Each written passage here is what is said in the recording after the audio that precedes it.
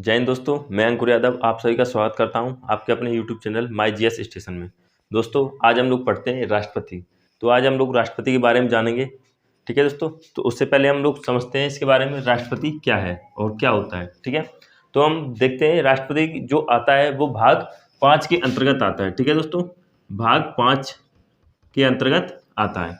अब इसमें भाग 5 में है क्या, तो भाग 5 में आपका संघ है, संघ जो कि अनुच्छेद 52 से 151 तक वर्णित है। ठीक है,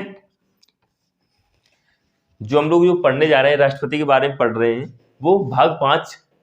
ठीक है, भाग 5 में संघ यानी जो संघ के बारे में बताया गया है उसमें निहित है। ठीक है, अगर हम बात करें आर्टिकल की तो 52 से लेके 151 तक निहित इसमें अंतर्गत आता है। अब हम इससे पहले राष्ट्रपति से पहले थोड़ा सा संघ के बारे में जान लेते हैं। जैसा कि हम जानते हैं, हमने पढ़ा था भाग 1 में कि जो संघ है हमारा जो भारत है वो 28 राज्य और 8 केंद्र शासित प्रदेशों का एक संघ है। ठीक है, तो इससे पहले हम थोड़ा सा राष्ट्रपति से पहले हम संघ के बारे में चर्चा करते हैं कि संघ के अंतर्गत क्या क्या आता है। ठीक है, तो मेन चीज अगर हम बात करें संघ की,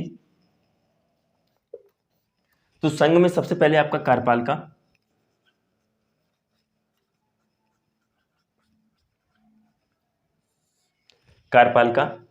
ठीक है, उसके बाद आपका आएगा यहाँ पे संसद,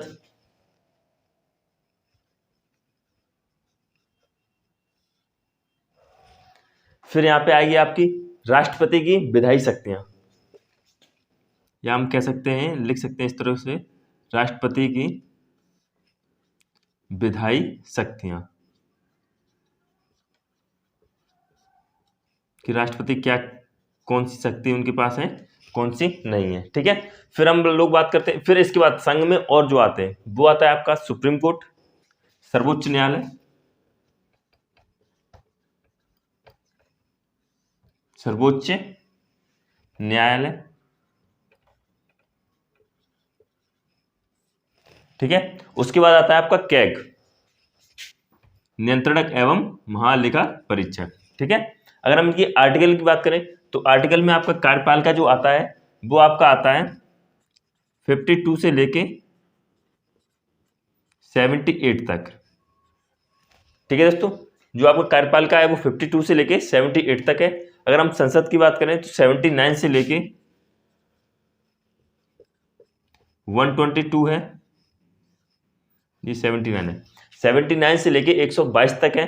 अगर हम राष्ट्रपति की विधायी शक्तियों के बारे में वर्णन करें तो इनका 123 में है। यही अगर हम सर्वोच्च न्यायालय की बात करें तो सर्वोच्च न्यायालय जो है वो आपका 124 से 147 तक है। ठीक है, 147 तक। अगर हम यहाँ कैग की बात करें, कैग तो वो 148 से लेके 151 तक है। ठीक है दोस्तों, तो ये तो हो गया आपका संघ में वर्णित। अब देखिए संघ में क्या क्या है, आपकी कार्यपालिका है, संसद है, राष्ट्रपति की विधायी शक्तियां हैं, सर्वोच्च न्यायालय है और आपका कंट्रोलर ऑडिटर जनरल है। ठीक है, जिसे हम बोलते हैं नियंत्रणक एवं महालेखा परीक्षक कैग। ठीक है, अब इनके आर्टिकल कौन कौन से हैं, 52 से 78 तक है, 79 से 122 यानी 122 तक है, राष्ट्रपति की विधायी शक्तियां 123 में है, सर्वोच्च न्यायालय आपका 124 से 147 में है और कैग जो है आपका वो 148 यानी 148 से लेके 151 तक वर्णित है। अब हमें पढ़ना क्या है, हमें सिर्फ और सिर्फ राष्ट्रपति पढ़ना है। ठीक है, तो हमें इनसे कोई मतलब नहीं है, हमें सिर्फ अभी इस कक्षा में इस क्लास में हम लोग राष्ट्रपति के बारे में वर्णन करेंगे। तो हम लोग अब देखें राष्ट्रपति किसके अंतर्गत आएगा, कार्यपालिका के अंतर्गत। अब कार्यपालिका में हम लोग देखते हैं तो कार्यपालिका में सबसे पहले आपका क्या आता है, राष्ट्रपति आता है। तो राष्ट्रपति के बारे में हम देखते हैं, राष्ट्रपति को पढ़ना पड़ेगा इसमें हमें कार्यपालिका में। ठीक है, उसके बाद आपको क्या पढ़ना पड़ेगा, राष्ट्रपति के बाद क्या आता है, उपराष्ट्रपति। राष्ट्रपति को हम लोग क्या कहते हैं, भारत का प्रथम नागरिक। ठीक है, तो उपराष्ट्रपति जी आते हैं आपके।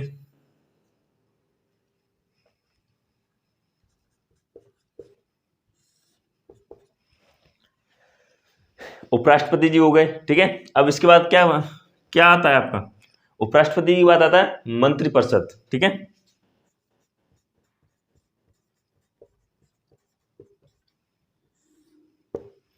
मंत्रिपरिषद आता है और मंत्रिपरिषद के बाद आता है आपका कार्य संचालन।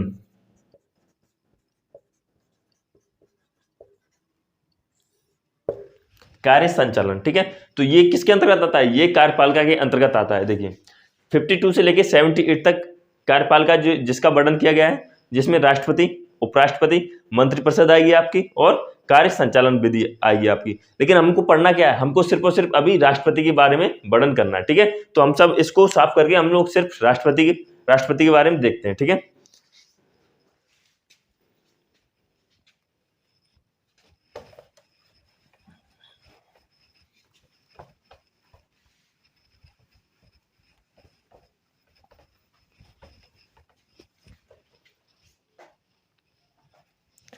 अगर हम बात करते हैं राष्ट्रपति की, तो राष्ट्रपति जो है वो, अब इसके बारे में थोड़ा सा सुन लीजिए। राष्ट्रपति क्या होता है, राष्ट्रपति भारत का पहला नागरिक होता है जो लोकसभा सदस्य चुने जाने की योग्यता रखता है, ठीक है। राष्ट्रपति की कई सारी शक्तियां भी होती हैं, कई सारी शक्तियां निहित होती हैं। राष्ट्रपति जो कि हमारा तीनों सेनाओं का सर्वोच्च सेनापति होता है, ठीक है। इसके बारे में हम लोग चर्चा करते हैं। तो हम लोग बात कर रहे हैं राष्ट्रपति की, ठीक है। तो राष्ट्रपति अगर हम देखें तो राष्ट्रपति का जो अनुच्छेद है वो 52 से लेके 61 तक है, ठीक है। ये राष्ट्रपति के अनुच्छेद हैं। अब हम लोग सबसे पहले अगर बात करें आर्टिकल 52 की, तो आर्टिकल 52 क्या कहता है, आर्टिकल 52 कहता है आपका कि भारत का एक राष्ट्रपति होगा, ठीक है। भारत का एक राष्ट्रपति होगा।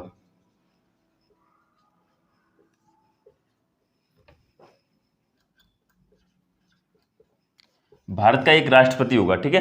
संघ जिसके किसके अंतर्गत आ रहा है राष्ट्रपति, हम लोग पढ़ रहे हैं संघ, और संघ के अंतर्गत किसका है, कार्यपालिका, कार्यपालिका के अंतर्गत क्या आ रहा है, राष्ट्रपति। तो आर्टिकल 52 कहता है भारत का एक राष्ट्रपति होगा, ठीक है। उसके बाद आता है आपका अनुच्छेद 53 में क्या कहता है कि जो भारत का राष्ट्रपति है, ठीक है, जो भारत का राष्ट्रपति है उसकी सारी शक्तियां कहाँ होंगी, उसकी सारी शक्तियां कार्यपालिका में निहित होंगी, ठीक है। तो आर्टिकल 53 कहता है कि राष्ट्रपति की सारी शक्तियां कार्यपालिका में निहित होगी। राष्ट्रपति की सारी शक्तियां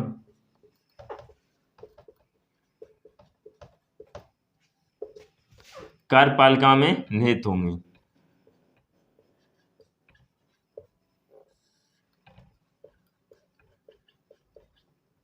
निहित होंगी, ठीक है। अब हम बात करते हैं आगे आर्टिकल 54 की।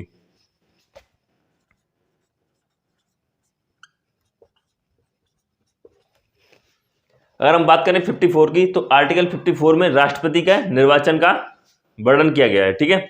तो आर्टिकल 54 में क्या है, राष्ट्रपति का निर्वाचन।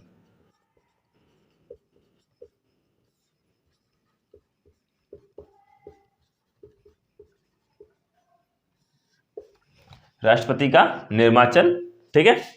अगर हम बात करते हैं अब आर्टिकल 54(5) की, हम लोग किसकी बात कर रहे हैं, अनुच्छेद 55 की, ठीक है। तो अनुच्छेद 55 क्या कहता है, आर्टिकल 55 क्या कह रहा है आपका कि राष्ट्रपति का जो निर्वाचन है वो, अब इसमें क्या दे रखा है, इसमें निर्वाचन दे रखा है, मतलब निर्वाचन में राष्ट्रपति चुने जाने के बारे में बताया गया। अब 55 में क्या दे रखा है, राष्ट्रपति के निर्वाचन की विधि यानी पद्धति के बारे में, किस तरह से राष्ट्रपति का निर्वाचन होगा, ठीक है। तो आर्टिकल 55 में है राष्ट्रपति का निर्वाचन पद्धति, निर्वाचन पद्धति, ठीक है। अब हम बात करते हैं आर्टिकल 56 की।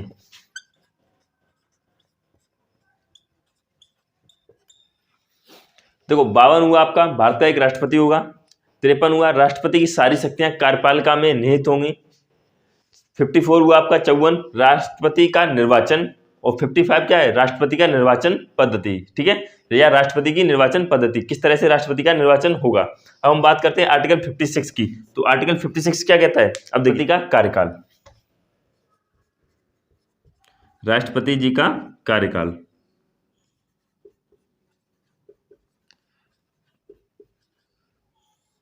तो राष्ट्रपति जी के कार्यकाल की बात करें तो राष्ट्रपति जी जो कार्यकाल है वो कितने वर्षों तक है, 5 वर्षों तक, ठीक है, 5 साल तक।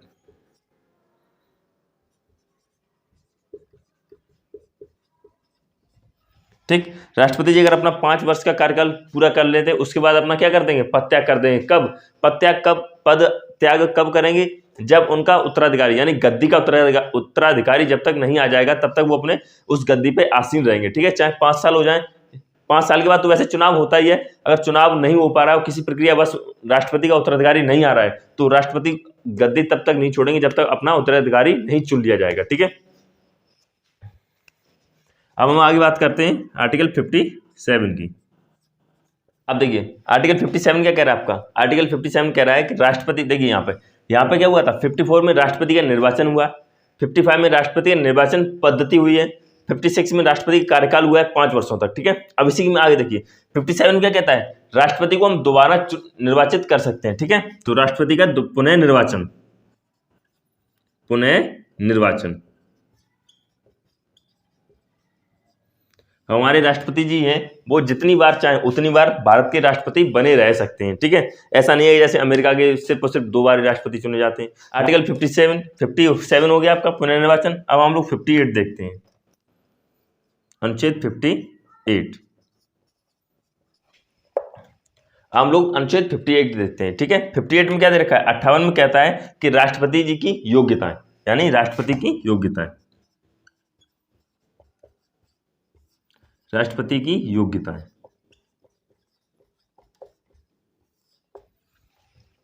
अब राष्ट्रपति की योग्यताओं की अगर हम बात करें तो राष्ट्रपति क्या क्या योग्यताएं होनी चाहिए। भारत का पहली योग्यता क्या है, भारत का पहला नागरिक होना चाहिए, यानी भारत का नागरिक हो वो। ठीक है, पागल अथवा दिवालिया ना हो, वह लोकसभा सदस्य चुने जाने की योग्यता रखता हो। ठीक है, और क्या, तो ये सब उसकी क्या है, योग्यताएं हैं। अब नेक्स्ट हम बात करते हैं 59 की। देखिए 52 भारत का एक राष्ट्रपति होगा, 53 राष्ट्रपति की सारी शक्तियां कार्यपालिका में निहित होंगी, 54 में कहता है राष्ट्रपति का निर्वाचन होगा, 55 में कह रहा है राष्ट्रपति का निर्वाचन पद्धति होगी, 56 में कह रहा है राष्ट्रपति का कार्यकाल, ठीक है, जो कि 5 वर्ष तक होता है, 57 कह रहा है राष्ट्रपति पुनः निर्वाचन, यानी राष्ट्रपति जितनी बार चाहे उतनी बार चुने जा सकते हैं। ठीक है, 58 कह रहा है राष्ट्रपति की योग्यताएं। ठीक, हम लोग बात करते हैं 59 की, तो इसको साफ कर दें। हम लोग बात करते हैं आर्टिकल 59 की। तो 59 क्या कहता है,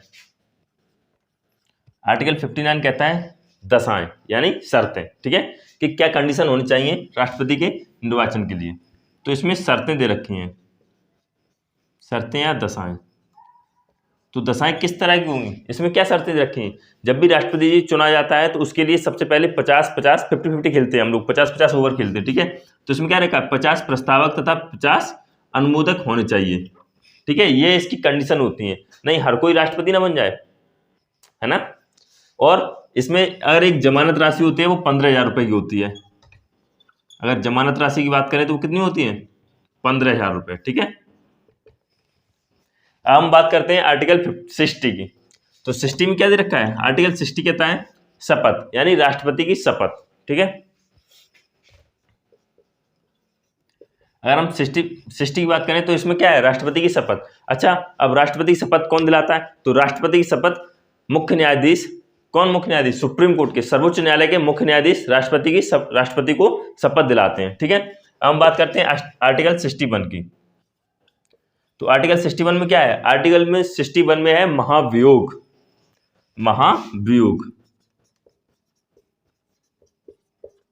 अब महाभियोग क्या होता है, इम्पीचमेंट जिसे बोलते हैं। ठीक है, जब भी राष्ट्रपति संविधान का अतिक्रमण करे, ठीक है, तब उस पर राष्ट्रपति जी पे क्या चलाया जाता है, तब चलाया जाता है महाभियोग। ठीक है, तो संविधान के अतिक्रमण के लिए, संविधान के अतिक्रमण के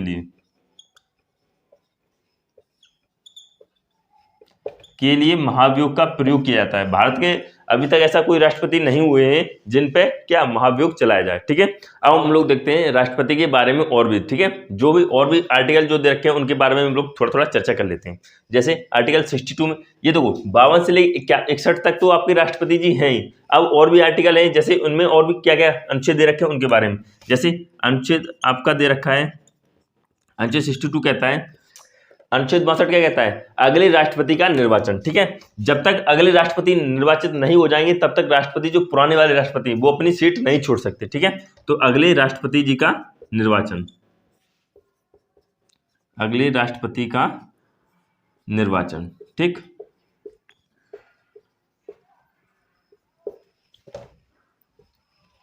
और हम बात करते हैं आर्टिकल 72 की।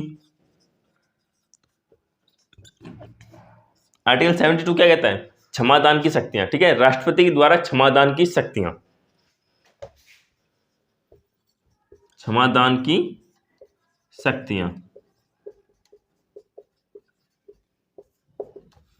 ठीक है। और भी देख, अनुच्छेद 108, 108 क्या कहता है? संयुक्त बैठक,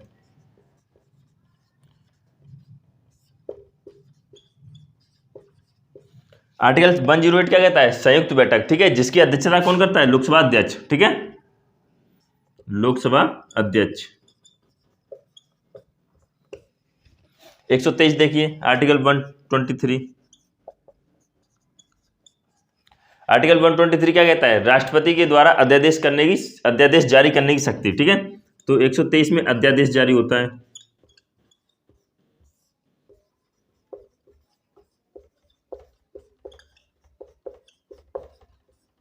123 में अध्यादेश जारी करने की शक्ति होती है, ठीक है। और भी 2-4 आर्टिकल हैं, उनको भी हम देखते हैं। 143, ठीक है, अनुच्छेद 143। तो अनुच्छेद 143 क्या कहता है? अनुच्छेद 143 कहता है, अनुच्छेद 143 क्या कहता है? सुप्रीम कोर्ट से सलाह लेने की राष्ट्रपति की शक्ति, ठीक है, सुप्रीम कोर्ट से सलाह लेने की राष्ट्रपति की शक्ति, ठीक है, राष्ट्रपति की शक्ति। तो ये तो कुछ इंपोर्टेंट आर्टिकल हो गए जो जिसमें राष्ट्रपति जी वर्णन करते हैं, ठीक है। अब हम लोग बात करते हैं राष्ट्रपति से और भी संबंधित प्रश्न जो बनते हैं, उनसे संबंधित कुछ तथ्य देखते हैं, ठीक है। जैसे राष्ट्रपति जी किसकी नियुक्ति करते हैं, ठीक है, तो नियुक्ति देख लेते हैं हम लोग पहले,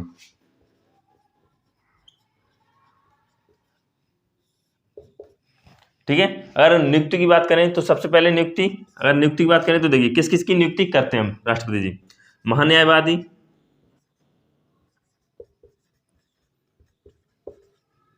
जो कि आपके आर्टिकल 76 में है, ठीक है। दूसरी बात करें हम तो कैग,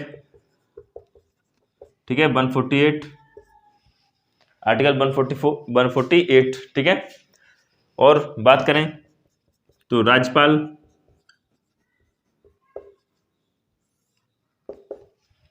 सुप्रीम कोर्ट के मुख्य न्यायाधीश,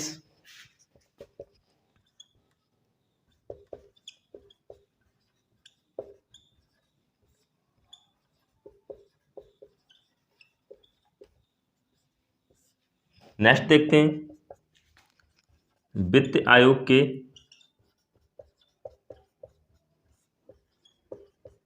अध्यक्ष एवं सदस्य,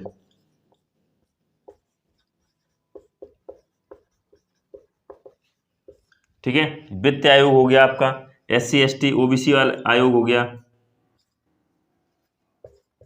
OBC आयोग के अध्यक्ष और सदस्यों की निर्वाचित करते हैं, और भी बहुत सारे उनकी नियुक्ति करते हैं, ठीक है। तो ये तो हो गई आपकी कुछ इंपोर्टेंट नियुक्तियां। अब हम बात करते हैं भारत के राष्ट्रपतियों की, ठीक है। तो किस राष्ट्रपति जी ने कौन से समय में अपना कार्यकाल पूरा किया है, कौन कितनी बार राष्ट्रपति जी बने, कौन दूसरी बार बने, ठीक है, ये इन सब के बारे में हम लोग वर्णन करते हैं। तो आइए देखते हैं इनके बारे में।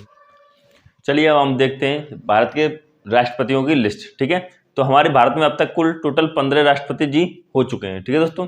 तो हम बात करें अगर तो सबसे पहले हमारे डॉक्टर राजेंद्र प्रसाद, जो कि 1950 से लेके 1962 तक इनका कार्यकाल रहा। इनका सबसे लंबा कार्यकाल अब तक का कह सकते हैं, ठीक है दोस्तों। भारत के पहले राष्ट्रपति हैं डॉक्टर राजेंद्र प्रसाद, ये बिहार से बिलोंग करते थे। ये संविधान सभा के स्थायी अध्यक्ष भी थे, ठीक है, संविधान सभा के स्थायी अध्यक्ष भी थे। अगर हम बात करें डॉक्टर सर्वपल्ली राधाकृष्णन की, तो इनका जो कार्यकाल था 1962 से लेकर 1967 तक 5 साल का इनका कार्यकाल था। यह पहले ऐसे राष्ट्रपति हैं जो भारत रत्न से सम्मानित किए गए हैं, और इनके जन्म दिवस पर शिक्षक दिवस के रूप में मनाया जाता है। नेक्स्ट हम बात करते हैं जाकिर हुसैन। तो जाकिर हुसैन भारत के पहले मुस्लिम राष्ट्रपति थे, ठीक है दोस्तों। तो इनका कार्यकाल है 1967 से, यानी 1967 से लेके 1969 तक, ठीक है। ये भारत के पहले मुस्लिम राष्ट्रपति जी हुए। नेक्स्ट बात करते हैं वीवी गिरी, या कह सकते हैं वेंकट वारह गिरी। इनका कार्यकाल है 1969 से लेके 1974 तक, ठीक है। इससे पहले भी 2-3 राष्ट्रपति जी आ चुके हैं, उनका एक ही साल में तीनों राष्ट्रपति जी का कार्यकाल खत्म हो गया है, इस वजह से तीसरे नंबर पे ये आते हैं। फिर आते हैं आपके फखरुद्दीन अली अहमद 1974 से लेके 1977 तक। नेक्स्ट है आपके नीलम संजीव रेड्डी 1977 से लेके 1982 तक। ज्ञानी जैल सिंह 1982 से लेके 1987 तक। कहा जा रहा है पॉकेट वीटो का सर्वप्रथम प्रयोग ज्ञानी जैल सिंह ने किया था, ठीक है।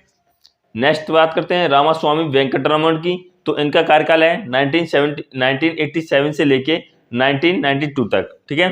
फिर बात करते हैं शंकर दयाल शर्मा की 1992 से लेके 1997 तक। फिर बात करते हैं KR नारायण 1997 से लेके 2002 तक, ठीक है। फिर हम उसके बाद बात करते हैं हम लोग, तो उसके बाद आए थे आपके APJ अब्दुल कलाम, ठीक है, 2002 से लेके 2007 तक। ये मिसाइल मैन ऑफ इंडिया थे, ये किसी भी पार्टी से बिलोंग नहीं करते थे दोस्तों, ठीक है। फिर बात करते हैं प्रतिभा देवी सिंह पाटिल, भारत की पहली महिला राष्ट्रपति चुनी गई थी, 2007 से लेके 2012 तक इनका कार्यकाल रहा।